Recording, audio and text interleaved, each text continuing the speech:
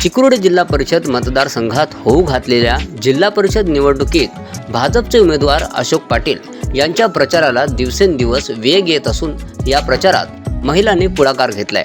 मतदारसंघातील कुरळप, वशी, लाडेगाव, चिकुर्डे, देवर्डे, आयतवडे खुर्द, इटकरे आदी गावात घरोघरी जाऊन सौ अपर्णाताई अशोक पाटील व युवक क्रांती महिला आघाडीच्या महिलांनी थेट मतदारांशी संवाद साधत अशोक पाटील यांच्या कार्याची माहिती दिली आहे।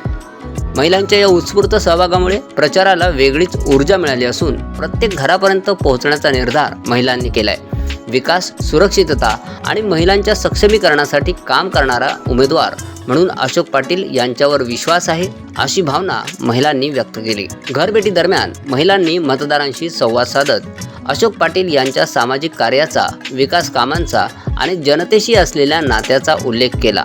यावेळी प्रचाराला नागरिकांकडूनही चांगला प्रतिसाद मिळत असून अनेक ठिकाणी महिलांचे स्वागत करून त्यांच्या उपक्रमाचे कौतुक करण्यात येत आहे। या प्रचार मोहिमेमुळे चिकुर्डे मतदारसंघात भाजपचे वातावरण पोषक होत असल्याचे चित्र दिसून येत आहे। महिलांची ही एकजूट आणि सक्रियता आगामी निवडणुकीत निर्णायक ठरण्याची शक्यता व्यक्त केली जात आहे। सुवर्ण महाराष्ट्र लाईव्हसाठी संदीप परेड, सांगली।